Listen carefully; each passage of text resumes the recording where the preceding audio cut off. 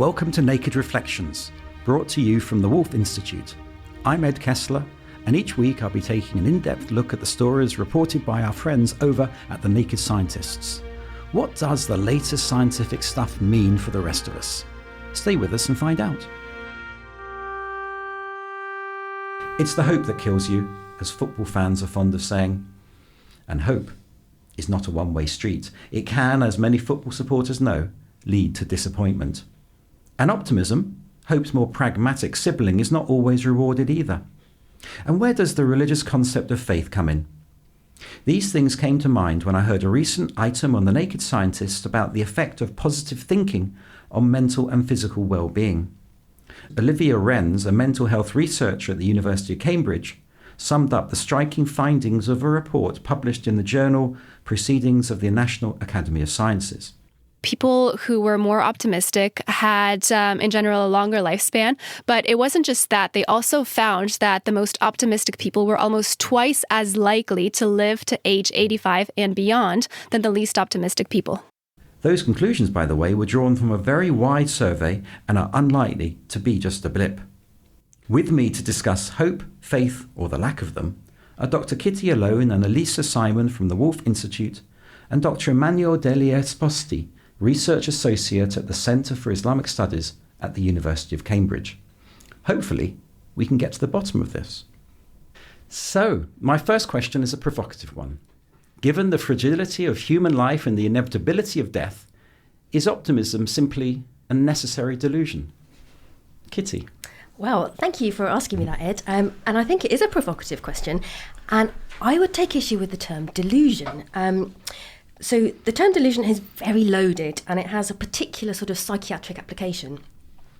And while there's reams of evidence to suggest that people have very robust biases to be overly optimistic about when they make certain inferences, when they forecast the future, these tend to be termed positive illusions rather than delusions. So while these may well be sort of false beliefs about their own aptitudes or their own abilities or their own perceptions of the future, they're not what you might call a delusion in a purely psychiatric sense. What's the difference between an illusion and a delusion? Well, this is a really difficult question and it's hard to answer. A delusion, something has gone wrong in a delusion. There's evidence of psychopathology, there's dysfunction, if you like. Whereas something like an illusion is more to do with perception. It's just sort of processed in a slightly inflated or biased way, for example.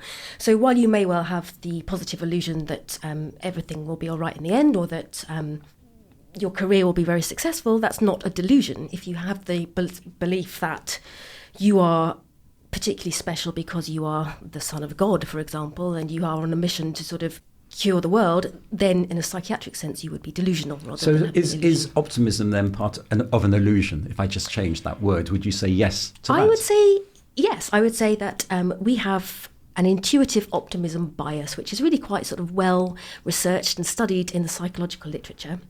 And people tend to be, so they have what we term positive illusions, so they'll tend to make sort of overinflated estimates of their own abilities, so things like their morality, they tend to sort of, the above average effect, if you like. But this also happens in the term, in the sense where people have overly positive predictions about the future. So one classic example is, despite knowing statistics, people will still be overly positive about the future. So if you ask couples about to be married, do you think your marriage will last? Do you think you'll be getting divorced? They will inevitably respond, no, it's absolutely not us, not us, even though they've been told that 50% of marriages in Europe end in divorce. So there is this sort of perception of, no, we're different. My future will be incredibly positive, and it's not based in any kind of objective reality. It's an illusion of optimism rather than a delusion. Well, I think my wife wouldn't be very pleased if I told her that our marriage was based on an illusion, but there we are. We won't take that further. Elisa, what from a faith perspective? I mean, is hope, optimism part of what it is to be a religious person today? I think it is. I think there is something ingrained within faith that is fairly optimistic. And I think it really, if you look at the Abrahamic faiths, there is something very optimistic ingrained in their view of history and their view of what is the end, or the horizon of mankind, where it's a perception that we're moving forward, that we're getting better. I would say that from a Jewish point of view, there's this idea of tikkun olam, of fixing the world, that we're all trying to make this world a better place. And it's not, I wouldn't say it's a delusional outlook, because it's not as if we don't know the big problems and the hardships that face us in this world.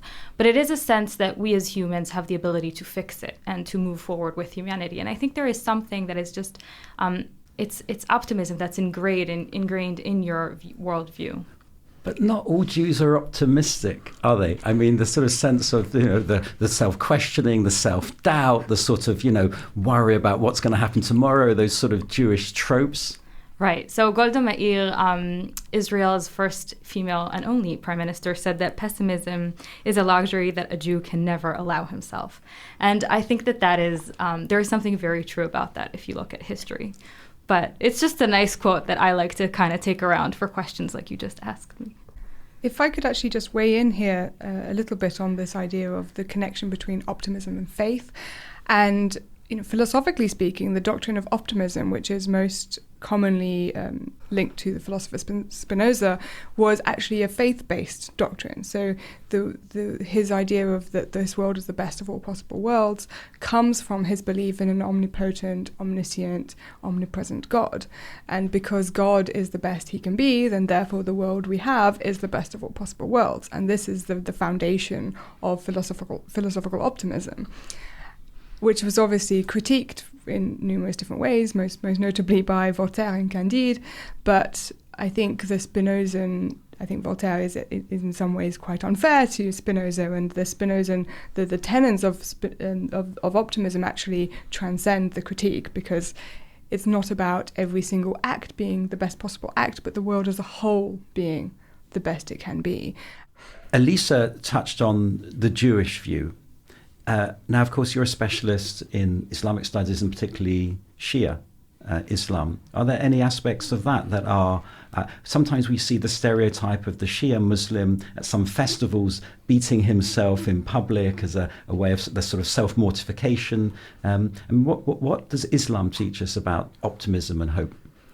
I actually think that's a really interesting question. And in fact, when I first heard about this topic, the thing that immediately sprang to mind with the work I'm currently doing, the research I'm currently doing especially among young Shia Muslims in Europe, is this idea of redemption, and which is often linked to three theological figures. One is Imam Ali, one is Imam Hussein, and one is Imam Mahdi, who the Shias believe is the 12th Imam. This is 12 Shias and we're talking about, is the 12th Imam who has gone into occultation and who will come back on the Day of Judgment. Very similar to Jesus, so the figure of Jesus in Christianity. And so a lot of Shia thought and practice and theology is based around this idea of, how do I bring the Imam back? Or how can I be close to the Imam of our time? They refer to him as the Imam of our time. And so there is this idea that stems from the historical legacy of the Battle of Karbala and the death of Imam Hussein, that you have this sort of the underdog who is rising up against tyranny, and there is this tradition of trying to uphold justice and truth, and that transcends the world in which we live, and it goes all the way to the return of the Mahdi.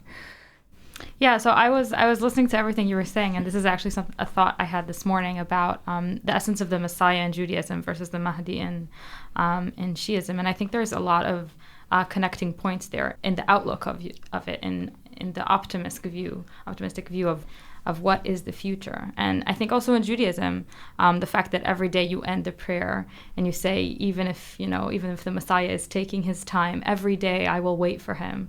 And this idea that one day, no matter how bad things get, no matter if there is a big war and a lot of people are killed, the Messiah will come and there will be again a temple. I think that very much connects to this sense of redemption, the sense that no matter what happens to us as humans, there will be this godlike presence again on Earth.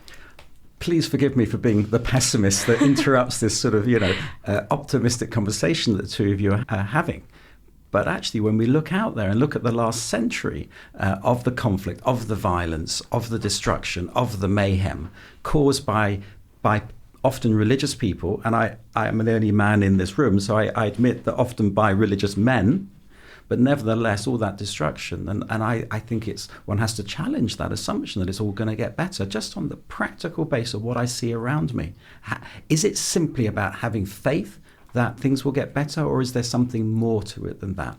I mean, Kitty, you were grounding it in who we are, that we're naturally optimists. But how can we naturally be optimistic? How does the research balance against all these terrible things that are going on out there? Yeah, sure. So it's interestingly, this optimism bias that I was talking about, this sort of overly positive predicting or forecasting, doesn't exist in people with mild depression. In fact, it's sort of depressive realism. So people with mild depressive symptoms tend to be much more accurate in their forecasting or their predictive abilities.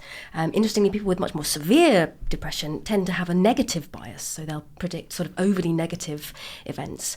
And one of the questions that's raised in psychology all the time is, well, how can this positive bias, positive illusion, or this optimism bias, how can it possibly survive when you sort of experience the crushing failures of life? How does it possibly continue? And a woman called Tali Sharot, an Israeli psychologist at UCL, she's found really good evidence that what is actually sort of maintaining this optimism bias in the face of sort of unrelenting, grueling reality is the fact that we have very sort of selective belief updatings. So we update our belief systems about the future much more selectively when it comes to positive information about the future. So it's very one-sided. So basically people are selectively processing positive information about the future, and the result of this is that it will sort of maintain this optimism bias even in the face of sort of contradictory evidence. So it's really a sort of a one-sided processing problem, if you like. Okay, well, I think that brings us to the end of part one, and we'll go to the processing problem in part two. You're listening to Naked Reflections, and with me this week are Kitty Alone, Elisa Simon, and Emmanuel degli Esposti, and we're discussing optimism, hope, and faith. Let me ground this discussion by citing a bit of social science research. David Spiegelhalter, Professor of Public Understanding of Risk at Cambridge University, looked into the question of serendipity and why good outcomes tend to happen more for some people than others. He found that positive attitudes and outgoing behaviour create opportunities that would not necessarily occur for a quiet pessimist. In other words, optimism creates its own weather. So, optimism creates its own weather.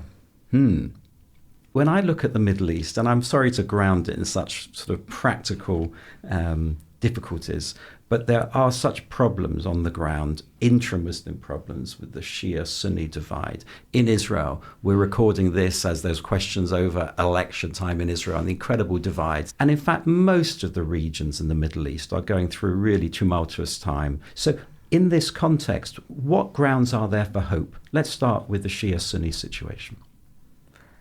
That's a very big question, Ed. It seems to be, on the ground, certainly almost getting worse progressively.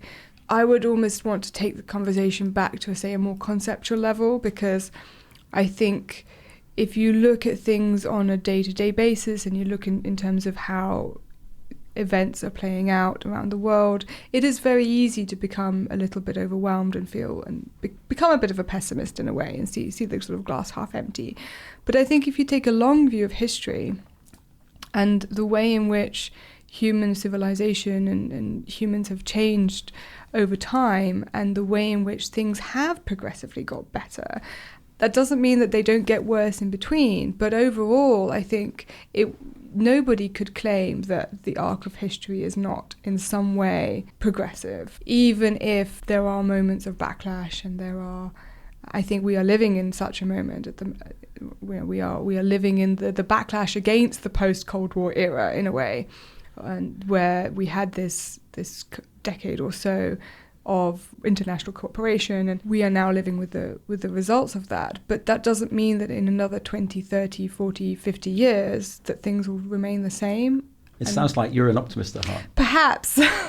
And maybe I'm a covert optimist.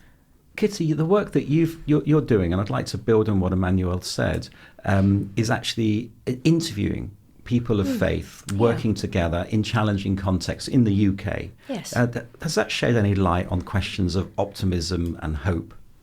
So the people that I've spoken to, the ones that I've been most sort of struck by are those who work in the most challenging and deprived areas of the UK. So they have every reason to be sort of pessimistic or traumatized by what they're dealing with.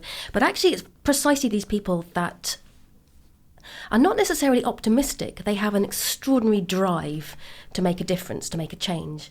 Emmanuel was talking about the arc of history and it's changing, and I think that's something that is perhaps inherent in optimism, is the knowledge that things will not stay the same. Things might not get better, but they will change. And certainly the people that I've spoken to who work in really challenging environments, in terms of sort of social division, religious division, but also they live under the constant threat of funding cuts. That doesn't seem to quash or stymie their desire to make change happen.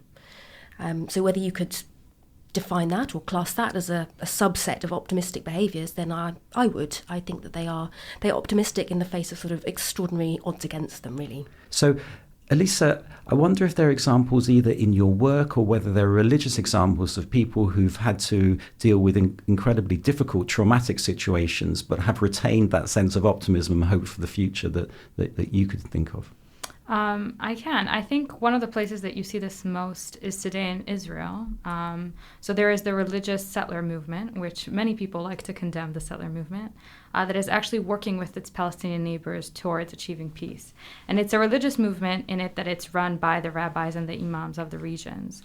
And it's interesting to see how politics can be pushed aside and religion can be really the spotlight of this communication, and people are coming together and talking even though they aren't politicians, and they're both living over the Green Line in an incredibly hard and difficult and violent situation. Both sides have suffered many losses and still able to come together and pray together sometimes and have meals together. And I think that is a place where you really see, specifically in the peace movement of the settlers in the region of the West Bank, you see these coalitions forming that are very diverse and very unexpected.